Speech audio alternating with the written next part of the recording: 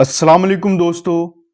खैर मकदम है आप सबका आपके अपने YouTube channel career guide point पर।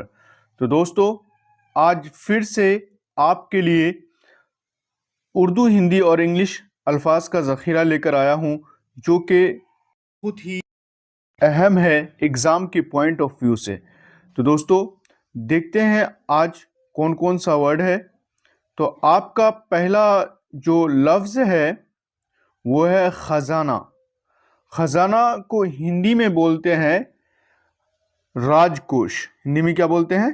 राजकोष। और दूसरा खजाना भी बोलते हैं हिंदी में, और इंग्लिश में बोलते हैं ट्रेजरी। इंग्लिश में क्या बोलते हैं? ट्रेजरी।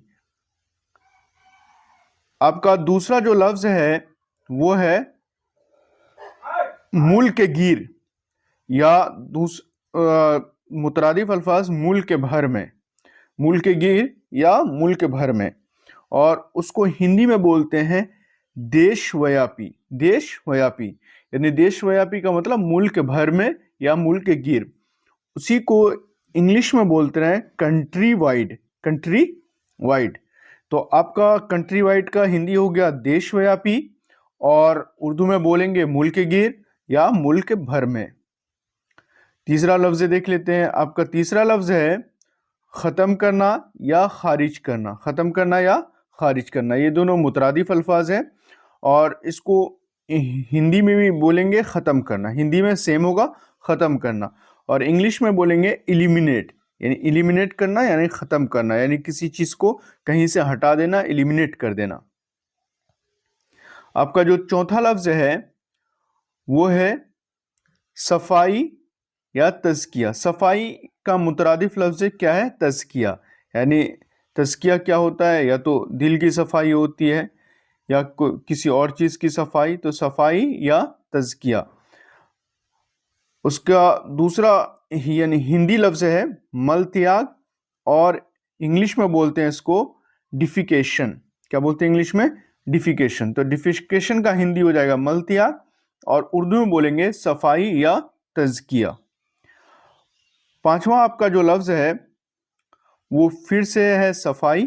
तो ये सफाई जो है, जो साफ सफाई होता है, मतलब कूड़ा वगैरह का सफाई, घर की सफाई, तो ये साफ सफाई है, सफाई। और इसका जो हिंदी होगा वो क्या होगा? स्वच्छता। जैसे मोदी जी हैं, उन्होंने स्वच्छता मिशन चलाया था, तो ये वाला साफ सफाई जो है, जैसे घर साफ करना, रोड साफ करना, नाली साफ करना, ये वाला सफाई, स्वच्छता। और इसी को इंग्लिश में बोलेंगे क्लीननेस। क्लीननेस। आपका जो छठा लफ्ज है वो है तनव्वो। तनव्वो किसे कहते हैं? जिसमें मतलब कि बहुत ज़्यादा अलग अलग तरीके से कुछ अनोखा पाया जाए, उसको तनव्वो बोलते हैं। जैसे विविधता, इसको हिंदी में क्या बोलेंगे? विविधता। यानी एक इंसान के अंदर अलग अलग खूबी होती है, जैसे लिखने की खूबी है, बोलने की खूबी है, पढ़ाने की खूबी है, लेटर बनाने की खूबी है, बाइक चलाने की खूबी है, तो गाना गाने की खूबी है, क्रिकेट भी खेल लेता है। तो इसी को बोलते हैं विविधता या तनव्वो, मतलब हर तरह की उसके अंदर क्वालिटी। इसी को इंग्लिश में बोलेंगे डाइवर्सिटी। डाइवर्सिटी यानी कि हर तरह की खूबी होना, इसको बोलेंगे विविधता, इसी को बोलेंगे तनव्वो, और इसी को बोलेंगे डाइवर्सिटी। उसके बाद आपका सातवां लफ्ज है कौमी शऊर। कौमी शऊर। तो कौमी शऊर क्या होता है कि जैसे मुल्क है, मुल्क के बारे में सोचना, इसी को बोलेंगे क्या? कौमी शऊर। अच्छा सोचना, उसके तरक्की के बारे में सोचना, इसी को बोलेंगे राष्ट्र चेतना हिंदी में, और इसी को इंग्लिश में बोलेंगे नेशनल कंससनेस। नेशनल कंससनेस। आपका जो आठवां लफ्ज है वो है मौका परस्त। मौका परस्त है, उसी को हिंदी में बोलते हैं अवसरवादी। और आठवां ये मतलब इंग्लिश में इसको बोलेंगे अपॉर्चुनिस्ट। तो अपॉर्चुनिस्ट किसे बोलते हैं? कि ऐसा आदमी जो मौका की तलाश में रहता है, यानी कि अगर मतलब उसको काम लगा आपसे, तो वो हजार खुशामद करके अपना काम निकलवा लेगा। जब उसका काम निकल गया तो फिर आपको वो पहचानेगा नहीं। तो ऐसे आदमी को क्या बोलते हैं? मौका परस्त है, अवसरवादी, और इसी को इंग्लिश में बोलेंगे अपॉर्चुनिस्ट। क्या बोलेंगे? अपॉर्चुनिस्ट। नौवां आपका लफ्ज है तजब्जुब में पड़ा हुआ या बेनियाज। तजब्जुब में पड़ा हुआ या बेनियाज, इसी का हिंदी होता है तजब्जुब में पड़ा हुआ, यानी दुविधा में पड़ा हुआ कि ये काम करें या नहीं करें, ये करना चाहिए या नहीं करना चाहिए। इसी को इंग्लिश में बोलते हैं इनडिसाइसिव। इनडिसाइसिव, इनडिसाइसिव यानी दुविधा में पड़ा हुआ इंसान। आपका जो 10वां लफ्ज है वो है मुतजाद। क्या है?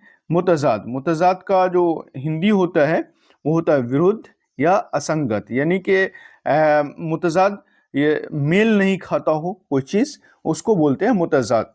जैसे अगर गाड़ी में अगर एक छोटा चक्का लगा दिया जाए, एक बड़ा चक्का लगा दिया जाए, तो क्या होगा? गाड़ी चलेगी नहीं सही से। तो उसी को बोलेंगे मुतजाद, यानी असंगत, विरुद्ध। इसी को इंग्लिश में बोलते हैं कंट्राडिक्टरी। कंट्राडिक्टरी। तो कंट्राडिक्टरी होगा तो उसमें क्या होगा कि मतलब वो काम सही से नहीं होगा। आपका 11वां लफ्ज है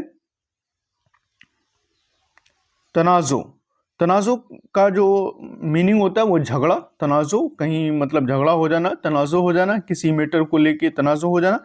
उसी को हिंदी में बोलते हैं विवाद, यानी झगड़ा।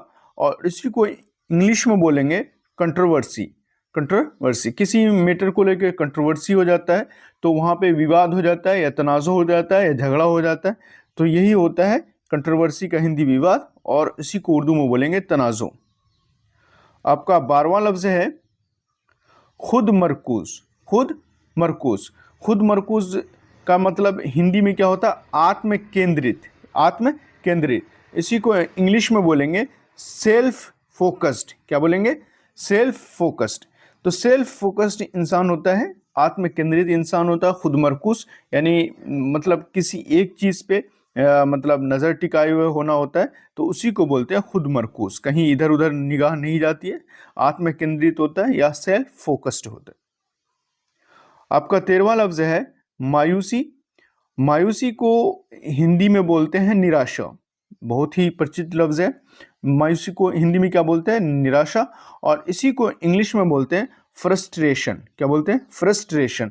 तो फ्रस्ट्रेशन का हिंदी होता है निराशा, और इसी को उर्दू में बोलते हैं मायूसी। 14वां आपका लफ्ज है जमा। जमा यहाँ मीनिंग है वाहिद जमा से नहीं, मतलब बहुत सारा चीज एक जगह जमा हो जाना, एकत्रित हो जाना, इकट्ठा हो जाना, वो जमा है। इसी को हिंदी में बोलते हैं एकत्रीकरण। एकत्रीकरण यानी कि बहुत सारा चीज एक जगह इकट्ठा हो जाना। इसी को इंग्लिश में बोलते हैं एग्रीगेशन। क्या बोलते हैं? एग्रीगेशन। आपका 15वां लफ्ज है वाजे वजह। वाजे वजह, इसी को हिंदी में बोलते हैं अस्पष्ट कारण। अस्पष्ट कारण। वाजे वजह को क्या बोलते हैं? अस्पष्ट कारण। और इसी को इंग्लिश में बोलते हैं ओबियस रीजन। Obvious reason. तो ओबियस रीजन का हिंदी हो गया अस्पष्ट कारण, और अस्पष्ट कारण को उर्दू में बोलते हैं वाजे वजह, यानी कोई काम हुआ और वो क्यों हुआ, तो ये अस्पष्ट कारण था, इसकी वजह से ऐसा हुआ है। तो ओबियस रीजन, अस्पष्ट कारण, वाजे वजह। आपका 16वां लफ्ज है मकसद इरादा। मकसद इरादा, इसी को मकसद और इरादे को बोलते हैं हिंदी में उद्देश्य। क्या बोलते हैं? उद्देश्य। इसी को बोलते हैं इंग्लिश में इंटेंशन। इंटेंशन मतलब मकसद। और इंटेंशन जो ही मतलब एक इंटेंट होता है लफ्ज INTENT। इंटेंट का मतलब होता है नियत। इंटेंट का क्या मतलब होता है? नियत। तो INTENT इंटेंट नियत हो जाता है, और इंटेंशन उद्देश्य या मकसद। आपका 17वां लफ्ज है वक्फ है। क्या है? वक्फ है। वक्फ जो होता है इसका जो हिंदी होता है वो होता है समर्पण, और इसका जो इंग्लिश होता है वो होता है डेडिकेशन। जैसे अभी वक्फ राजी का मसला चल रहा है, तो वक्फ जो लोग अपनी ज़मीन करते हैं या खुदा के घर में दिए हैं, तो वही वक्फ है। ये वक्फ कर देना यानी समर्पण कर देना। और इसी को इंग्लिश में क्या बोलेंगे? डेडिकेशन। क्या करना? डेडिकेशन। आपका 18वां लफ्ज है इनफिरादी। क्या है? इनफिरादी। इनफिरादी का मतलब होता है तन्हा, और इसी को हिंदी में बोलेंगे व्यक्तिगत। क्या होता है? व्यक्तिगत। और इंग्लिश में बोलेंगे इंडिविजुअल, यानी अलग अलग करना, व्यक्तिगत तौर पे करना, इसी को इंडिविजुअल बोलेंगे, और हिंदी में बोलेंगे व्यक्तिगत, और उर्दू में बोलेंगे इनफरादी। तो बहुत ही अहम लफ्ज है, इसको याद रखना है दोस्तों। वीडियो अगर पसंद आता है तो लाइक करें, कमेंट करें और शेयर करें, और हमें ज़रूर सपोर्ट करें। 19वां आपका जो लफ्ज है वो है सेंटीमेंट। तो सेंटीमेंट जो है इसको हिंदी में बोलते हैं भाव, और उर्दू में बोलते हैं जज्बात। तो जज्बात का जो हिंदी हो जाएगा वो हो जाएगा भाव, और इंग्लिश में क्या बोलेंगे इसको? सेंटीमेंट। जैसे बोलते हैं कि किसी का सेंटीमेंट हर्ट हो गया, यानी सेंटीमेंट को हर्ट नहीं करना चाहिए, यानी सेंटीमेंट। तो यही होता है भाव, किसी के भाव को क्या करना चाहिए? हर्ट नहीं करना चाहिए। हर्ट करने का मतलब दुख नहीं पहुंचाना चाहिए, जज्बात को मजरूह नहीं करना चाहिए किसी का, इसी को बोलते हैं जज्बा, सेंटीमेंट। आपका जो 20वां लफ्ज है वो है मजमूम। मजमूम को हिंदी में बोलते हैं निंदक, और इंग्लिश में बोलते हैं साइनिकल। क्या बोलते हैं इंग्लिश में? साइनिकल।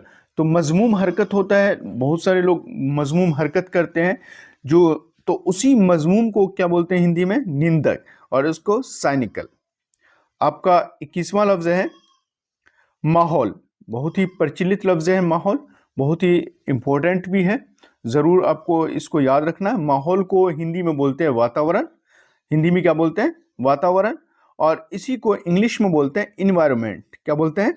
इन्वायरमेंट। तो इन्वायरमेंट का हिंदी हो जाएगा वातावरण, और उसी का हो जाएगा माहौल, यानी कि जिस वातावरण में हम लोग रहते हैं, जिस माहौल में रहते हैं, वैसे ही हम लोग चीज़ों को सीखेंगे, तो उसी को इन्वायरमेंट बोलते हैं, उसी को वातावरण बोलते हैं, उसी को उर्दू में क्या बोलते हैं? माहौल। आपका 22वां लफ्ज है मफरूर। मफरूर का जो उर्दू होता है वो भाग जाना होता है, यानी कि किसी काम को छोड़कर भाग जाना, इसी को भगोड़ा बोलते हैं हिंदी में, और इसी को इंग्लिश में बोलते हैं फ्यूजिटिव। क्या बोलते हैं इंग्लिश में? फ्यूजिटिव। आपका जो 23वां लफ्ज है वो है आपका पैरोकार। पैरोकार क्या होता है? किसी की पैरवी करने वाला, उसी को बोलते हैं अनुयायी। अनुयायी, उसी को इंग्लिश में बोलते हैं फॉलोवर। इंग्लिश में क्या बोलते हैं? फॉलोवर। जैसे कोई किसी का पैरोकार होता है, यानी पैरवी करने वाला होता है, तो उसी को हिंदी में बोलेंगे पैरोकार को अनुयायी, और इंग्लिश में बोलेंगे फॉलोवर।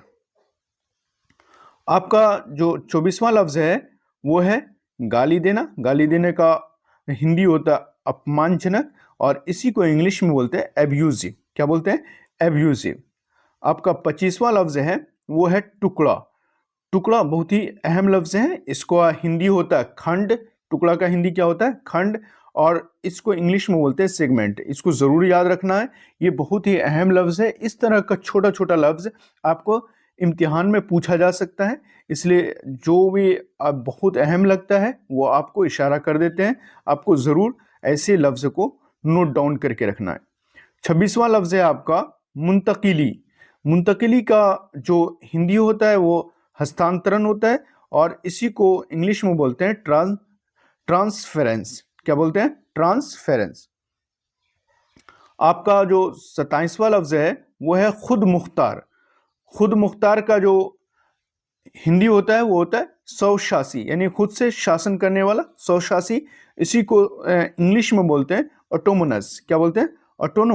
ऑटोनोमस। क्या बोलते हैं? ऑटोनोमस। आपका 28वां जो लफ्ज है वो है इश्तराक। इश्तराक का जो हिंदी होता है वो होता है सहभागिता। सहभागिता, सहभागिता होता है हिंदी, और इसको इंग्लिश में बोलते हैं कोलैबोरेशन। क्या बोलते हैं इंग्लिश में?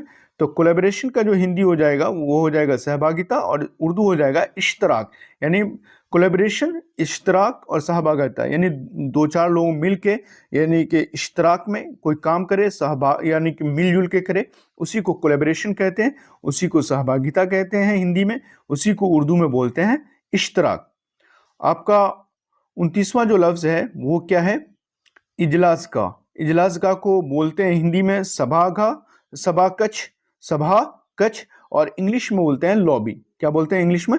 लॉबी। आपका 30वां जो लफ्ज है वो है मुकम्मल। मुकम्मल या कुल, तो दोनों क्या है, मुतरादिफ अल्फाज है, मुकम्मल या कुल। इसी को हिंदी में बोलते हैं समग्र, इसी को इंग्लिश में बोलते हैं एंटायर। इंग्लिश में क्या बोलते हैं, एंटायर। एंटायर को हिंदी में बोलते हैं समग्र और उर्दू में बोलते हैं मुकम्मल या कुल। तो दोस्तों ये रहा आज का आपका ये क्लास। कैसा लगा आज का ये क्लास आप हमें कमेंट बॉक्स में ज़रूर बताएं। वीडियो को लाइक करें, शेयर करें। मिलते हैं अगली वीडियो में, तब तक के लिए खुदा हाफिज़।